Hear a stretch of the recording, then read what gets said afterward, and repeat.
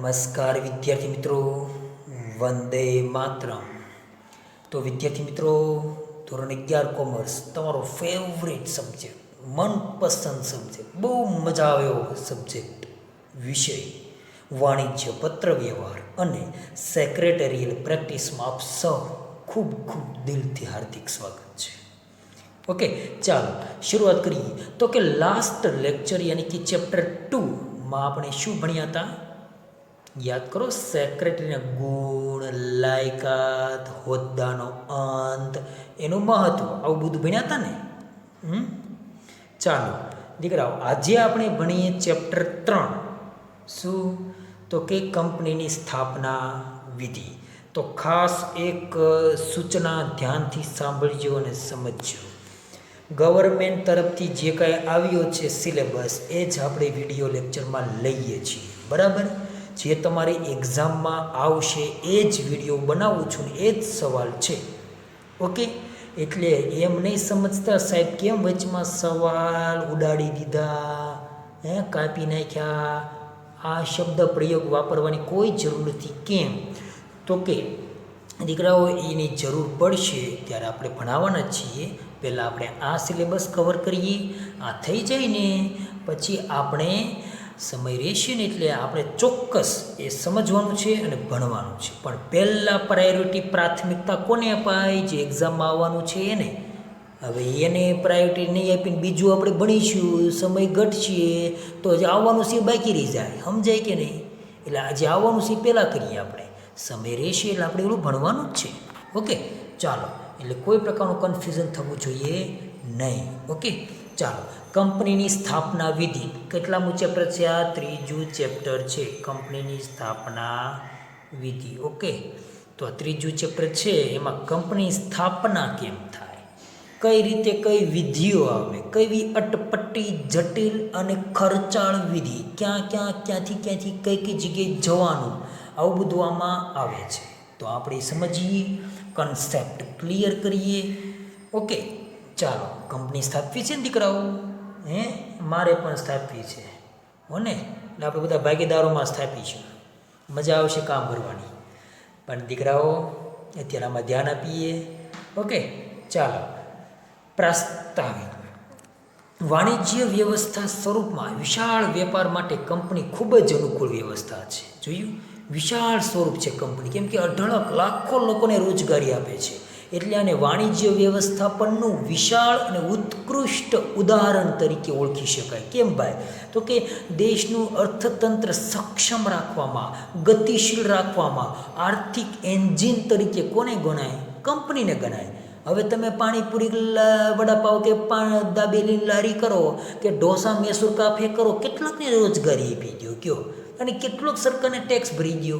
હકીકતમાં અર્થતંત્રમાં વધારે ફાળો કંપનીનો છે, જે ટેક્સ સ્વરૂપે સરકારને આપે છે. દેશ સદ્ધર મજબૂત બને છે અને સમાજને રોજગારી મળે છે અને આપણા ઘર સુધી વસ્તુ પહોંચાડી શકાય છે. તો આ શું છે? કંપની વિશાળ વેપારનું સ્વરૂપ ગણી શકાય.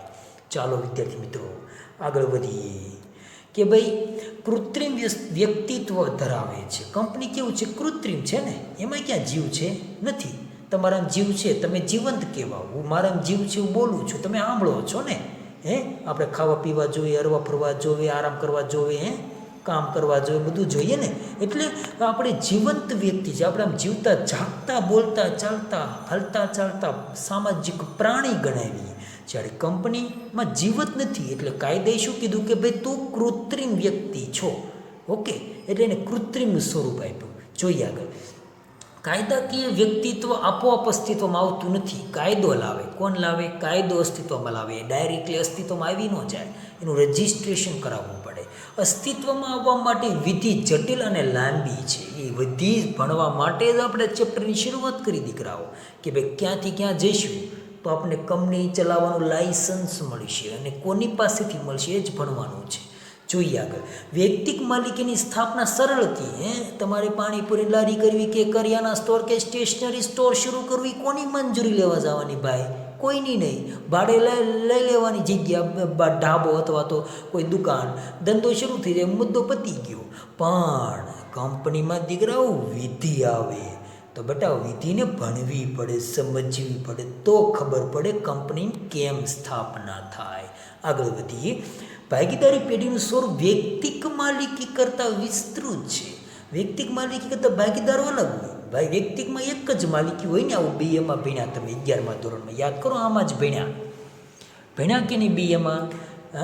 ઓસી બીએ વાણિજ્ય વ્યવસ્થા અને સંચાલન વિષયમાં ભણ્યા હતા. 5મા ચેપ્ટરમાં આવ્યું હતું, યાદ કરો. વ્યક્તિક માલિકીમાં એક જ વ્યક્તિ હોય અને ભાગીદારી પેઢીમાં એટલે 5મું ચેપ્ટરમાં બરાબર આવું તમે ક્યાંક ને ક્યાંક ભણ્યા.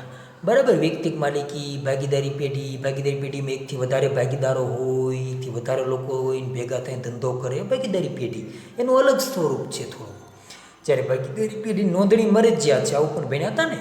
જો નોંધણી કરાવો તો હિતાવ જ છે, ફાયદો આપણી માટે જ છે. ચાલો આગળ વધીએ. તો કે ભૈયાજી તેની સરખામણીમાં કંપનીની સ્થાપના વિધિ લાંબી, અટપટી અને ખર્ચાળ છે. વૈયક્તિક માલિકી હોય, ભાગીદારી પેઢી હોય, એની લેવલમાં જોઈએ ને સરખામણીમાં તો કંપની મોટી સ્વરૂપ છે દીકરાઓ. સમજાય ને બેટા? તો આની સ્થાપના વિધિ કેવી હોય? લાંબી હોય, અટપટી હોય, ખર્ચાળ હોય, જટિલ હોય, વારે વારે ધક્કા ખવડાવે ત્યારે લાયસન્સ મળે. બરાબર. ચાલો આગળ. હા, કંપની ધારાની જોગવાઈનું પાલન કરવું પડે. 1956 જૂનો કંપની ધારો ભણો છો ને એસપીમાં. નવો કંપની ધારો 2013 આવ્યો. આ બધાનું પાલન કરવું પડે, નોંધણી કરવી પડે અને કાનૂની પ્રક્રિયાઓ પણ પૂર્ણ રીતે વ્યવસ્થિત કરવી પડે. આગળ. આવી રીતે કૃત્રિમ કાનૂની વ્યક્તિત્વને અસ્તિત્વમાં લાવવાનું કામ કરનારને શું કહેવાય? પ્રવર્તક, પ્રયોજક કે સ્થાપક અથવા ટ્રસ્ટી, પ્રમોટર તરીકે ઓળખી શકાય. હવે સમજાઈ ગયું દીકરાઓ? કાનૂની વ્યક્તિત્વ, કૃત્રિમ કાનૂની વ્યક્તિત્વ એટલે કે કૃત્રિમ વ્યક્તિ કોણ છે? કંપની. આ કંપનીને અસ્તિત્વમાં લાવવાનું, સર્જન કરવાનું, ઊભું કરવાનું કામ જે કરે ને એને પ્રવર્તક કહેવાય, સ્થાપક કહેવાય, ટ્રસ્ટી કહેવાય, પ્રયોજક કહેવાય. કરો અંડરલાઈન. ચાલો વ્યાખ્યા અંડરલાઈન કરો. કરી અંડરલાઈન? ઓકે. ફરજિયાત દીકરાઓ અંડરલાઈન કરવાની છે ને, તો સમજાય છે ને ક્યાં પહોંચ્યા ક્યાં નહીં. અર્થ જોઈએ. કંપનીનો કાયદાકીય રીતે અને ટેકનિકલી કોઈ ચોક્કસ અર્થ નથી. કંપનીનો કોઈ ચોક્કસ અર્થ નથી. ભાઈ કંપની એટલે કંપની, આપણે એવું કહેતા હોઈએ. બરાબર. પણ જોઈએ.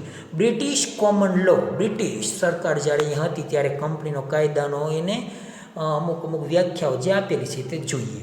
બ્રિટિશ કોમન લો મુજબ કંપનીનો કાયદાકીય વ્યક્તિ અથવા કૃત્રિમ વ્યક્તિ એવો અર્થ થાય.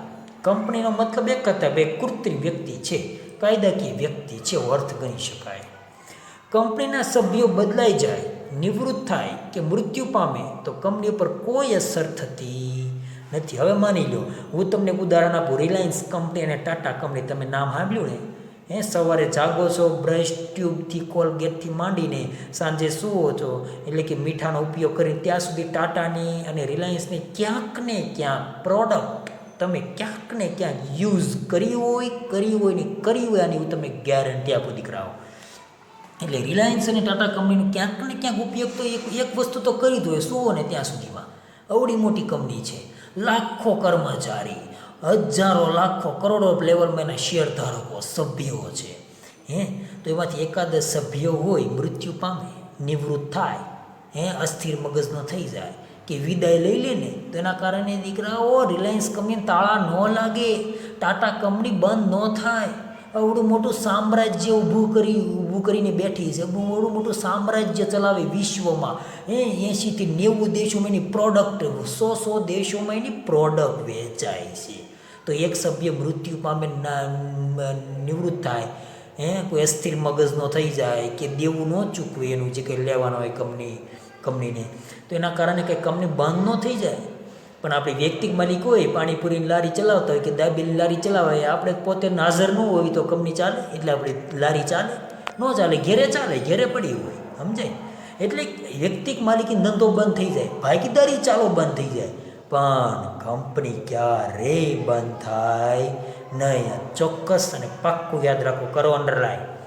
ચાલો, નિવૃત્ત થાય, મૃત્યુ પામે તો કંપની ઉપર કોઈ અસર થતી નથી. ઓકે, ચાલો. વ્યાખ્યા કે ભાઈ કંપની ધારા 2013 પ્રમાણે, કંપની એટલે 2013 પ્રમાણે સ્થપાયેલી કે અગાઉના પહેલાંના કોઈ પણ કંપની ધારા પ્રમાણે સ્થપાયેલી કંપની. લ્યો કેવો અર્થ કાઢ્યો જુઓ, સમજાય અર્થમાં કાંઈ ગોટાળો કરી લીધો જો અર્થમાં. કંપની એટલે કંપની ધારા 2013 પ્રમાણે સ્થાપેલી હોય, એટલે કે નવો કંપની ધારો 2013 અને પહેલાંનું યાની કે 1956 ત્યારે જે કાંઈ કંપનીઓ, જે કાંઈ કૃત્રિમ વ્યક્તિ જેટલા અસ્તિત્વમાં આવ્યા, સર્જન થયું ને, આ બધાને કંપની કહેવાય. તો એક્ઝામ પૂછાય કંપની ધારા 2013 પ્રમાણે વ્યાખ્યા આપો, તો હું લખવાનું 2013 પ્રમાણે, 2013 એમ નહીં લખવાનું, 1956ની પહેલાંની, સોરી 2013ની પહેલાંની અને 1956ની પછીની તમામ કંપની એટલે કંપની, આવું નથી લખવાનું, આખી વ્યાખ્યા લખવાની. કંપની એટલે કંપની ધારા 2013 પ્રમાણે સ્થપાયેલી કે આ પહેલાં કોઈ પણ કંપની ધારા પ્રમાણે સ્થપાયેલી કંપની એટલે કંપની. ઓકે, અર્થ સમજ્યા, કંપની સમજ્યા, કેવડું સ્વરૂપ છે એ સમજ્યા, કઈ રીતેની અસર થાય છે એ સમજ્યા. ચાલો આગળ વધીએ. તો કે ભાઈ કંપનીના લક્ષણો, તો આપણે એમ થશે હવે સાહેબ કેવા ભણાવતા, તો દીકરાઓ આપણે આ સિલેબસમાં સવાલ નથી. ઓકે, હા સમય રહેશે એટલે આપણે બધું જ સમજાવવાનું છે, પણ પછી પહેલાં એક્ઝામમાં આવશે કંઈ કે સવાલ એને પહેલાં પ્રાથમિકતા અપાય, બરાબર, સમયનો સદુપયોગ કરાય. ઓકે, તો ચાલો નવા સવાલ સાથે. નવો સવાલ 4 માર્ક્સનો આપણે લઈએ છીએ. કયો? કંપનીની સ્થાપના વિધિ. ઓકે, ચાલો પૂરા ધ્યાન અહીંયા આવો, પૂરા ધ્યાન, પૂરા મનને મગજને જાગ્રત અવસ્થામાં રહેજો, નિંદર અવસ્થામાં નહીં. એટલે જોશ અને જનૂન સાથે પૂરી જાગ્રત અવસ્થામાં ધ્યાન આપો. Pen, pencil, rubber, text book સાથે હોવી જ જોઈએ અંડરલાઇન કરવા માટે. ઓકે, કરો અંડરલાઇન સ્થાપના વિધિ. હાલો ચાલો, કંપનીની સ્થાપના વિધિ. સ્થાપના કરવામાં ઘણી બધી કાયદાકીય જોગવાઈનું પાલન કરવું પડે. કંપની છે, લાખો કર્મચારી છે, લાખો પ્રમાણમાં શેર ધારકો છે, લાખો લોકો એમાં ઇન્વેસ્ટમેન્ટ અને રોકાણ કરેલું છે. એની સાથે વિશ્વાસઘાત ન થાય, દગો ન થાય, કોઈ બેઈમાની ન થાય, કર્મચારીને કોઈ પ્રકારની લલચામની સ્કીમો ન આપવામાં આવે, છૂટા ન કરી દેવાના હોય. એટલા માટે દીકરાઓ આ બધાની વિધિ હોય, તમામ કાયદાનું પાલન કરવું પડે. સેબીનો કાયદો, 2013નો કાયદો, 1956નો કાયદો, બધાનું પાલન કરવું પડે. આ કાંઈ નાની એવું સ્વરૂપ નથી, આ બહુ મોટું ને વિશાળ સ્વરૂપ છે. તો આને કાયદામાં, નિયમનમાં ચલાવવી પડે ને. કોઈ તમે જે સંસ્થામાં કે જે સ્કૂલમાં તમે જતા હોય, બરાબર છે, એમાં તમારે પણ પૂરે નિયમો પાલન કરવું પડે સ્કૂલનું, કે ભાઈ 7 વાગે આવી જવું પડે, આ 12, 12:15, 12:30 રજા પડે, રવિવાર રજા હોય, જાહેર રજા હોય, એવું બધું હોય ને. હવે તમે 7 વાગે કોઈ જાગીને આવે, કોઈને 9 વાગે સવાર પડે 9 વાગે જાગીને આવે, કોઈને 1 વાગે સવાર પડે 1 વાગે જાગીને આવે, કોઈને રાત્રે 10 વાગે સવાર પડે 10 વાગે જાગીને આવે. તો એમ સ્કૂલ હાલે? એમ રિઝલ્ટ આવે? એમ સિલેબસ પૂરો થાય? એમ મનફાવ નિયમ હોય તો હાલે? ન હાલે. જેમ મોટું સંસ્થા, મોટી કંપની, એમ નિયમો પાલન કરવું પડે દીકરાઓ. સમજાય કે નહીં? ચાલો આગળ વધો. સ્થાપના વિધિ જટિલ અને ખર્ચાળ છે. અચાનક પણ આ કાર્ય અચાનક થતું નથી, તેના તબક્કામાંથી પસાર થવું પડે. શેમાંથી પસાર થવું પડે? પ્રોસેસમાંથી, વિધિમાંથી પસાર થવું પડે. પણ દીકરાઓ એક શબ્દ ખાસ યાદ રાખજો, ફરી વખત બોલું છું, કોઈ પણ વિધિ હોય ને એ તબક્કામાં અને લાઇનમાં આવે. 1 2 3 4 5 6 7 એક પણ ક્રમ કાપ્યા વગર લાઇનમાં આવે. ખાલી મુદ્દા નથી, આ કોઈ લક્ષણો નથી કે મનફા મૂકી દો ચાલે. આ વિધિ છે. એકમાં ગયા, બીજામાં, ત્રીજામાં, ચોથામાં, આ રીતે સ્ટેપ બાય સ્ટેપ વિધિ, પ્રોસેસ, તબક્કા છે, લાઇનમાં આવશે. એક પણ મુદ્દો કાપ્યો એટલે માર્ક્સ ઉડવાના શરૂ થઈ જાય. સમજાય ને? કપાવાના. ખાસ ધ્યાન રાખજો, આમાં 2 વિધિ છે. એક તો સ્થાપના પહેલાંનો વિધિ અને સ્થાપના પછીની વિધિ. સ્થાપના પહેલાંની વિધિ છે એ બહુ ખાસ એટલી બધી જટિલ ને ખર્ચાળ નથી, પણ સ્થાપના કરવી ને જ્યારે એ વિધિ છે ને બહુ ખર્ચાળ છે. જોઈએ, ચાલો સમજાવું તમને. હવે સ્થાપના પહેલાંના તબક્કામાં આપણે શરૂઆત કરવી. 4 માર્ક્સનો વિદ્યાર્થી મિત્રો સવાલ છે. પૂરા ધ્યાન અહીંયા હો ને, પૂરી જાગ્રત અવસ્થા. ચાલો ધ્યાન આપો. સ્થાપના પહેલાંનો તબક્કો યાની કે નોંધણી નથી કરી પહેલાંનો તબક્કો. હજી આપણને કંપની શરૂ કરવાનું કોઈ લાયસન્સ મળ્યું નથી, કોઈ સર્ટિફિકેટ મળ્યું નથી, અને આપણે તૈયારી કરીએ છીએ અગાઉ. સમજાય છે? અગાઉ તૈયારી. કેમ ભાઈ, લગ્ન હોય, ઉદાહરણ આપું તો લગ્ન હોય, કેમ આપણે અગાઉ મહિના અગાઉ તૈયારી કરી, બધી વસ્તુ ભેગી કરવી, રસોઈયાને બુક કરીએ, કેટરર્સવાળાને બુક કરીએ, શેરવાનીવાળાને બુક કરીએ, બ્યુટી પાર્લર બુક કરતા હોય, આ બધું કરતા હોય ને, આમંત્રણ દેતા હોય મહેમાનોને, આ બધું અગાઉ કરવું પડે ને. પછી લગ્ન આવે પછી ફિક્સ હોય ભાઈ ગરબા, પછી માંડવો, પછી હસ્તમેળાપ હોય, જમીને પરસ્પર મળીને છૂટા થાય. સમજે ને? એ પાછું લાઈનમાં વિધિ હોય. એટલે પહેલાંની જે આ જે વિધિ છે ને એ સમજવા જેવી છે. સમજો, બહુ મસ્ત અને સરળ વિધિ છે, મજા આવશે દીકરાઓ. ચાલો ધ્યાન આપો. કંપનીની સ્થાપનાનો પ્રથમ તબક્કો આને કહેવાય. એટલે કે આ છે કંપની સ્થાપવાની વ્યવહારુ કુશળ શક્યતા, સાધનોની ઉપલબ્ધિની મૂડી વિશે તપાસ કરવામાં આવે છે, જે નીચે મુજબ તબક્કા છે. ચાલો હવે તબક્કાની શરૂઆત કરીએ અને સમજીએ. બહુ મસ્ત અને સરસ તબક્કા છો દીકરાઓ. પૂરા ધ્યાન અહીંયા હો ને, ક્યાંય અડાવડીને હો દીકરાઓ. ચાલો, ધંધાની સ્થાપનાનો વિચાર. હવે તમને એક વાત કરું તો તમારે માની લો કે ભાઈ મારે સ્ટેશનરી દુકાન શરૂ કરવી છે, તો તમે ડાયરેક્ટ શરૂ કરી દો કાલ સવારથી. ન કરો ને, એની પહેલાં 6 મહિના અગાઉ તમે વિચાર કરો. 2 મહિના 6 મહિના અગાઉ ક્યાં જગ્યા સારી રખાય, ક્યાં મોકળાશની જગ્યા છે, ક્યાં વધારે વિદ્યાર્થીઓ બાળકોને વસવાટ છે, ક્યાં વધારે લોકોની અવર જવર છે, ત્યાં સ્ટેશનરી છપાય. હવે જંગલમાં કે વાડીઓમાં જઈને ખૂણામાં નાખો કે ભાઈ શાંતિ છે, મજા આવે, ટ્રાફિક જ નહીં, કોઈ ટેન્શન જ નહીં, મજા લેવાની અહીંયા બેઠા બેઠા ધંધો શરૂ રાખીએ. પણ દીકરાઓને કોઈ ગ્રાહક જ ન આવે. સમજાય કે નહીં?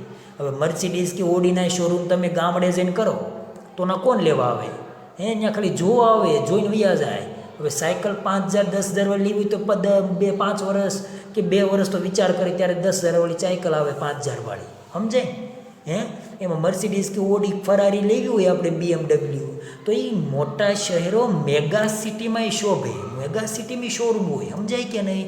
તો આપણે અગાઉ વિચાર તો કરવો ને ભાઈ, ક્યાં સ્થાપના કરીશું, કઈ રીતે, કયું મકાન રહેશે, કઈ દુકાન રહેશે, ક્યાં મોકાનો એરિયો છે, પૈસા કેટલા જોઈશે, એમાં કેટલો ખર્ચો છે, કેટલો ઇન્વેસ્ટમેન્ટ છે, બધું જાણવું પડે.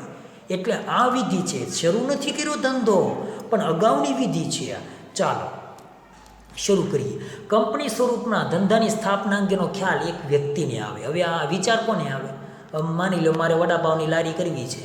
ભાઈ નક્કી નહીં ભાઈ, COVID-19 છે, ક્યારે કોને કયો ધંધો કરવા મજબૂર કરી દે, થોડું નક્કી છે? ખાવાના તો કરવા જ દીકરાઓ. તો આ વડાપાવની લારી મારે કરવી છે કે ઢોસા મૈસૂર કાફે કરવું છે, તો પહેલાં મારા મગજમાં વિચાર આવે ભાઈ આ ખાવાની વસ્તુમાં ભાઈ ધંધો બહુ સારો હાલે, અને સુરતી લોકો ખાણીપીણીમાં માસ્ટર છે, તમને ખબર છે, ઓછીના લઈને છેવટે ખાઈ લે. સમજાય ને દીકરા? સમજી ગયા તમે?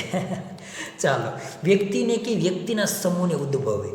આ ખ્યાલ ધંધાની સ્થાપના તરફ દોરી જાય. ક્યાં દોરી જાય? સ્થાપના તરફ. હળવે હળવે આપણને એ ઢોસા મૈસૂર કાફે તરફ દોરી જાય. પહેલાં આપણે વિચાર આવે ક્યાં ખાવા જવું છે, પછી આપણે ગોતવાનું શરૂ કર્યું ને ઢોસા મૈસૂર કાફે ક્યાં છે, ઢાબા, હોટેલ. તો એ રીતે મારે સ્ટેશનરી દુકાન શરૂ કરવી છે કે મારે કરિયાના સ્ટોર શરૂ કરવી છે, પહેલો મને વિચાર આવે કે ભાઈ કરિયાના સ્ટોર મારે શરૂ કરવી છે. હળવે હળવે મને એની તરફ ખેંચી જાય. સમજાય કે નહીં? સ્થાપના તરફ. આમ સ્થાપકના આ બીજા રોપણને તેની કલ્પના શક્તિ અને સર્જકતા પોષે. એટલે કે સ્થાપક હોય ને, ટ્રસ્ટી, માલિક, એને હળવે હળવે એની બાજુ લઈ જાય, એની બાજુ સર્જન બાજુ લઈ જાય, એને પોષે. સમજાય છે દીકરાઓ? એસપીની ભાષા. ચાલો આગળ વધીએ. તેમાં રહેલા જોખમ ઉઠાવવા તૈયાર થાય. હળવે હળવે જોખમો દિવસે દિવસે ઉઠાવતા જાય, નાણાકીય મૂડીના, સાધનોના, જમીન, જગ્યા, માનવ શક્તિ તેમજ માલ સામાનની ક્રિયાશીલ કરી ધંધા તરફ વાળે છે. જોયું? માનવ શક્તિ, જે શક્તિ છે આપણામાં અને લોકોમાં રહેલી, અને કર્મચારીને, માલ સામાન, મટીરિયલને ધંધા તરફ વાળે છે. આમ કંપની અસ્તિત્વમાં આવે છે એટલા માટે ખાસ 2 માર્ક્સનો સવાલ. એટલા માટે કંપનીને પ્રવર્તકનો માનસ પુત્ર તરીકે ઓળખવામાં આવે છે. જોયું? એવો એક્ઝામમાં સવાલ આવે, કંપનીને કઈ રીતે પ્રવર્તકનો માનસ પુત્ર કહેવામાં આવે છે, સમજાવો. 2 માર્ક્સ તો આખો 4 લાઈન સમજાવી દેવાની, મસ્ત અને સરસ. પછી વ્યક્તિને સમૂહને વ્યક્તિ કે વ્યક્તિના જૂથ 2-3 વ્યક્તિને વિચાર આવે, ધંધાની સ્થાપના બાબતે એની તરફ દોરી જાય, કલ્પના શક્તિને સર્જકતા પોષે, જોખમ ઉઠાવવા માણસ વ્યક્તિ હળવે તૈયાર થાય, માનવ શક્તિ હળવે માલ સામાન ક્રિયાશીલ ધંધો તરફ વાળે અને ત્યારે કંપની અસ્તિત્વમાં આવે. આમ પ્રવર્તકનો કંપનીને પ્રવર્તકનો માનસ પુત્ર કહેવાય. પ્રવર્તક એટલે કોણ? યાદ કરો, હમણાં જ લેક્ચરમાં બન્યા. સ્થાપક પ્રવર્તક જે ધંધાની સ્થાપનાનો વિચાર કરે અને ધંધાને સ્થાપવાનું સર્જન કરે અથવા સ્થાપે, કંપની તરફ લઈ જાય, કંપનીનું સર્જન કરનાર વ્યક્તિ એટલે પ્રવર્તક. આ જે વિચાર જેના મગજમાં આવ્યો હોય ને પ્રવર્તક કહેવાય, અને આ વિચાર છે ને એને પ્રવર્તન કહેવાય. પછી ભણીશું આપણે, આવશે નેક્સ્ટ લેક્ચરમાં. એટલે આને પ્રવર્તકનો માનસ પુત્ર કીધો. ઓકે, ચાલો તો દીકરાઓ પૂરા ધ્યાન અહીંયા. ચાલો બીજા નંબર પર પ્રાથમિક તપાસ. હવે માની લો મારે 200 કેટલા 100 લૂમ્સના મશીન મારે મૂકવા છે. આ મને વિચાર આવ્યો, હળવે હળવેની બાજુ જાઉં છું ને, બધાના મગજમાં એક જ સેટ હોવું જોઈએ કે મારે લૂમ્સના મશીન મૂકવા છે. બરાબર, એટલે બધાની વાત છે, મારી એકલાની નહીં. એટલે આપણે ભણવાનું મૂકી નથી દેવાનો. ઉદાહરણની વાત કરું છું દીકરાઓ. તેમ પાછા પડીકા પેક કરીને લૂમ્સના મશીન તરફ પાછા દોડશો, ચોપડીના પડીકા પેક કરી. ચાલો આમાં ધ્યાન આપો, ઉદાહરણ આપું છું. સરસ ઉદાહરણ યાદ રાખજો. ઠેઠ સુધી એક ઉદાહરણ આપણે રાખશું. લૂમ્સના મશીન કેટલા 100 મૂકવાના છે, આવો વિચાર આપણા બધાને આવ્યો. ઓકે, ચાલો હજી મૂક્યા નથી, મૂકવાના છે, વિચાર કરીએ છીએ. એમાં પ્રાથમિક તપાસ કરીશું. પ્રાઇમરી ઇન્વેસ્ટિગેશન કરવું પડે ને. કેમ સીઆઈડી ઇન્વેસ્ટિગેશન કરે ત્યારે પછી કેસ સોલ્વ થાય, જેમ આપણે ઇન્વેસ્ટિગેશન કરવાનું છે. વૈચારિક ખ્યાલની શક્યતાઓ નિષ્ણાતો દ્વારા તપાસવામાં આવે. હવે જે જ્ઞાની છે, આવડત છે, અનુભવી વ્યક્તિ છે, નિષ્ણાંત છે, એવા CA, chartered accountant, ICWA, costing accounting, વકીલ જે નિષ્ણાતો છે ને આપણે પૂછ્યું કે ભાઈ આ લૂમ્સના જે અનુભવી છે પૂછ્યું ભાઈ લૂમ્સના મશીનમાં કેવી ઇન્કમ છે, કેવોક આવકને ખર્ચ છે, એનો આપણે શું લગાવીશું? અંદાજ લગાવીશું. સમજાય છે કે નહીં? પહેલાં આપણે બધું વિચારવું તો પડશે ને, કે ડાયરેક્ટ આવતીકાલ લૂમ્સના મશીન લાવીશું આપણે ચાઇનાથી. સમજાય છે કે નહીં? જો પરિણામ સંતોષકારક લાગે તો ઘનિષ્ઠ તપાસ કરીશું. આપણે એમ લાગે હા આમાં ઇન્વેસ્ટમેન્ટ 60 રૂપિયા અને મળે આપણને સામે 100 રૂપિયા, તો આ ધંધો કરવા જેવો કરો. સમજાય? આમાં 30 રૂપિયા રોકો ને 70 રૂપિયા મળે, કે 30 રૂપિયા મૂકો ને સામે બીજા 30 મળે, તો ધંધો કરવા જેવો ખરો દીકરાઓ. એટલે કોઈ પણ ધંધો હોય 100 રૂપિયા રોકવી તો મિનિમમ 30 રૂપિયા મળે ને 40 રૂપિયા, તો જ ધંધો કરાય, નહીતર કરાય નહીં, નહીતર ખાવાના નીકળે નહીં. આપણે પ્રાથમિક તપાસ કરી. ઓકે, ચાલો આગળ વધીએ. વિગતવાર તપાસ કરવાની છે. ઓકે, ચાલો. જો વિસ્તૃત તપાસ, વિગતવાર એટલે હવે આપણે વિસ્તૃત કરીશું. એમાં ઘનિષ્ઠ તપાસ, ઊંડાણપૂર્વક તપાસ કરીશું કે ભાઈ હવે એમાં કેવો ખર્ચોનો અંદાજ, પાક્કો આંકડો મેળવશું. ઓકે, ચાલો. જો વિસ્તૃત તપાસ કરવામાં ન આવે તો વિપરીત પરિણામ આવી શકે. એટલે કે પૂરી તપાસ કરવી જ પડે. અધૂરી માહિતી, ખોટી માહિતી સમાન થાય. એટલે અધૂરી માહિતીથી ક્યારેય આગળ વધવું નહીં. પૂર્ણ માહિતી લ્યો, પછી એની ઉપર આપણે આપણા વિચારો, મંતવ્ય રજૂ કરો. ઓકે, નહીંતર આપણે જ નુકસાની સહન કરવાની થાય. યાદ રાખો વિદ્યાર્થી મિત્રો. ચાલો આગળ વધીએ. વિગતવાર તપાસ. સરકારની નીતિ. ભાઈ સરકારની નીતિ કેવી છે, કેવી દખલગીરી કરે છે, સમજાય છે કે નહીં? જો શું કીધું અહીંયા, એક જ મિનિટ ને દીકરાઓ. હા, ચાલો પૂરા ધ્યાન આપો અહીંયા. વિગતવાર તપાસ. સરકારની કાનૂની નીતિ. ભાઈ સરકાર આમાં કેવી દખલગીરી કરે છે? હવે માની લો પાણીપુરી લારી કરો, તેમાં સરકાર પૂછવા આવે કે ભાઈ તમે કેટલી પાણીપુરી વેચી, લાવો ટેક્સ, કઈ જગ્યાએ ઊભી રાખી, ક્યાં નહીં ઊભી રાખવું, ને આમ છે તે કંઈ કે એટલે એસએમસી પાર્ટીવાળા આવે એટલે આપણે લારી લઈને મળી દોડવા. તમે જોવો છો ને રોડ ઉપર. તો વિદ્યાર્થી મિત્રો સરકારી નીતિ ક્યાં વધારે લાગુ પડે છે, કેવા કંટ્રોલ છે એનો, કેવા નીતિ નિયમો કડક છે, બધું જાણવું પડે ને. વધારે ટેક્સ કયા ધંધામાં છે, કયામાં નથી, બધું જાણવું પડે. કાનૂની નિયંત્રણો, કેવી સરકાર દખલગીરી કરે છે, કેવા કડક નિયંત્રણો છે, કેવા કે એની ઉપર જીએસટી ખર્ચા લાગે છે, કેવા મજૂરી ખર્ચા લાગે છે, બધું જાણવું પડે. બરાબર. કાચા માલની ઉપલબ્ધિ. હવે રો મટીરિયલ મળશે કે નહીં મળે, સમજાય છે? રો મટીરિયલ આપણને મળશે કે નહીં મળે? રો મટીરિયલ સુરતમાં માની લો લૂમ્સનો ધંધો સુરતમાં જ કરે, કે જાપાન કે ચાઇના જે ન કરે, ત્યાં ખાલી મશીન જ મળે, બીજું કંઈ ન મળે. રો મટીરિયલ સુરત લેવા આવવાનું, સમજાય છે? પરિવહનના ખર્ચા મોંઘા પડે. તમે એમ કહો ભાવનગર જઈને મારે વાડીમાં જઈને મારે 5 વીઘાનું ખેતર છે ત્યાં મારે લૂમ્સના મશીન કરવા કે ભાડું જ ન લાગે. પણ ભાડુંની સામે રો મટીરિયલ દોરાન કોકડાને બધું ત્યાં લઈ જાઓ, કર્મચારી ત્યાં લઈ જાઓ એટલે કેવડો ખર્ચો લાગે વિચારો. એટલે મોકાનો એરિયો ગોતવો પડે. કાચા માલની ઉપલબ્ધિ ક્યાં થશે? શહેર સિટી નજીક આપણે જવું પડે. આગળ માંગ અને પુરવઠો. ક્યાં માંગ છે? માંગ એટલે કે ડિમાન્ડ. ક્યાં ગ્રાહકો વધારે મળશે જે આપણો માલ ખરીદશે? અને પુરવઠો ક્યાં જથ્થો મળી રહેશે આપણને સમયસર યોગ્ય મટીરિયલ. સહાયક સેવા. સહાયક સેવા કઈ આવે? યાદ કરો, બીએમાં ભણ્યા હતા, યાદ કરો, પહેલા ચેપ્ટરમાં ભણ્યા હતા, બીજા ચેપ્ટરમાં યાદ કરો.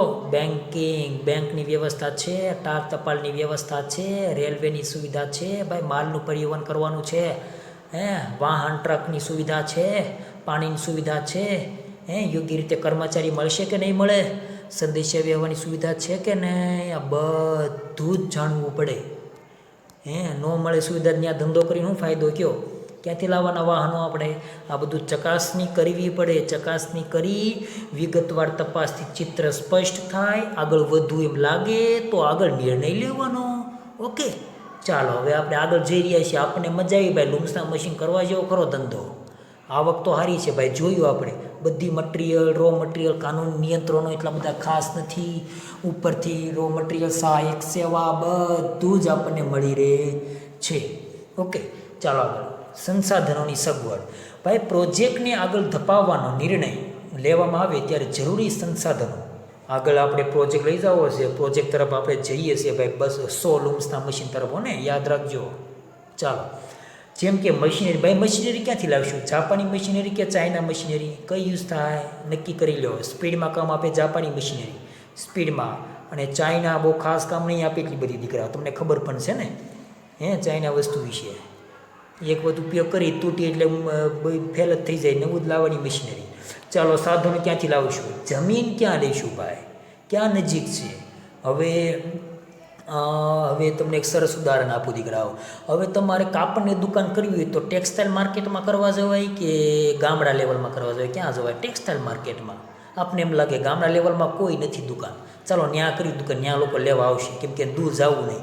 હકીકતમાં ત્યાં મોંઘું પડે, ગ્રાહકો જ ન આવે. કેમ કે ગ્રાહકો વધારે ભાળીને, વધારે માર્કેટ આખું ભાળીને ત્યાં જ જાય, કેમ કે જથ્થાબંધ ભાવ બહુ સસ્તું મળે. સમજાય છે? એટલે પબ્લિકનો અવરો જોરો વધારવો હોય, પબ્લિક વધારવું હોય, વસવાટ વધારવું હોય, એવી જમીન, એવી જગ્યા ભાડે અથવા પોતાની લેવી પડે, એવી વ્યવસ્થા કરવી પડે. આમ આ કરવા માટે પત્ર વ્યવહાર, કરાર અને અન્ય જરૂરી વિધિઓ પણ કરવામાં આવે છે. ચાલો આગળ વધીએ. આપણને સંસાધનો, જમીન, મશીનરી, સાધનો બધું ઓકે કરી નાખ્યું છે, બહુ સરસ આપણને મળી રહ્યું છે બધું.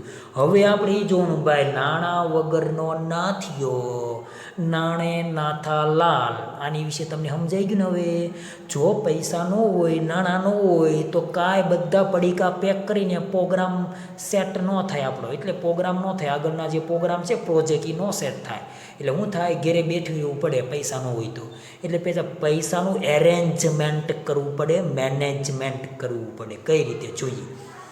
જે સાધનો કે મિલકતો ખરીદવાના છે કે મટીરિયલ લાવવાના છે, એના ખર્ચાઓ પહોંચવા માટે નાણાકીય બાબતો અંગેની વિચારણા કરવી પડે. હવે ભાઈ કર્મચારીઓ છે, એના પગાર દેવાના, રોજબરોજ રો મટીરિયલ લાવવાનું. 100 લૂમ્સના મશીન છે એટલે હજારો પ્રમાણમાં, લાખો પ્રમાણ રો મટીરિયલ લાવવું પડે. કર્મચારીને લાખોના પ્રમાણમાં પગાર થાય. ભાડા ભથ્થાને લાઇટ બિલ જ મારી નાખે એવડા તો આવે, કેમ કે 100 મશીન ત્રણ પાળીમાં હાંકવાના. એટલે કર્મચારી વ્યવસ્થા કરવાની. ભાઈ 100 કર્મચારી છે, 8-8 કલાકની પાળીએ 3 પાળી હાંકવી એટલે 8 તેરી 24, એટલે 300 તો ખાલી કર્મચારી જોઈએ. એ પાસેથી કામ કઢાવવા માટે સુપરવાઇઝરો જોઈએ 8 થી 10. 300 કર્મચારી પાસે 8 થી 10 કર્મચારી જોઈએ. સુપરવાઇઝર કામ કઢાવી શકે, આપણું લક્ષ્ય હાંસલ કરી શકે. હિસાબ કિતાબ રાખવાવાળો એક સીએ જોઈએ, એક ડિઝાઇનર જોઈએ. એ માલને લાવવા લઈ જવાનું માર્કેટથી અહીંયા સુધી, અહીંયાથી માર્કેટ સુધી, ધંધાના સ્થળથી માર્કેટ સુધી, માર્કેટથી ધંધાના સ્થળ સુધી. એની માટે પરિવહનની સુવિધા, સ્પેશિયલ ટ્રક જોઈએ અથવા તો એવું ભાડે રાખવો પડે. આ બધુંય દીકરાઓ જોઈએ કે એવડી વ્યવસ્થા. વિચારો કેવડું મોટું આયોજન. કેમ કે અમે પૈસા એવડા મળશે ને, તો જ આપણે ધંધા વિશે વિચારતા હોઈએ ને. સમજાય છે કે નહીં? તો દીકરાઓ આ બધી વસ્તુ વિશે આપણે ચર્ચા વિચારણા કરી તો આ શું થયું? હજી આપણે લૂમ્સના મશીન મૂક્યા નથી અને મૂકવાની નથી. ઉદાહરણ કહું છું, લૂમ્સના મશીન મૂકવાનું નથી, આપણે ભણવાનું છે, ભણવામાં ધ્યાન આપવાનું છે. આ તો ખાલી ઉદાહરણ દઉં તમને કે આવી રીતે આવો ધંધો સ્થાપ્યો નથી, એની પહેલાં મગજમાં હું વિચારવું પડે એની વિધિ આપણે ભણ્યા. ઓકે, તો આ 4 મુદ્દા ભણ્યા: પ્રાથમિક તપાસ, વિગતવાર તપાસ, સંસાધનોની સગવડ અને નાણાકીય વ્યવસ્થા. એની પહેલાં ધંધાનો સ્થાપનાનો વિચાર. તો આ શું ભણ્યા આપણે બધા? બોલો, હું ભણ્યા? કયો સવાલ હતો? સ્થાપના પહેલાંનો તબક્કો, અથવા એમ પૂછાય નોંધણી પહેલાંનો તબક્કો સમજાવો. તો તમારે આ 4 માર્ક્સમાં સમજાવવાનો રહેશે.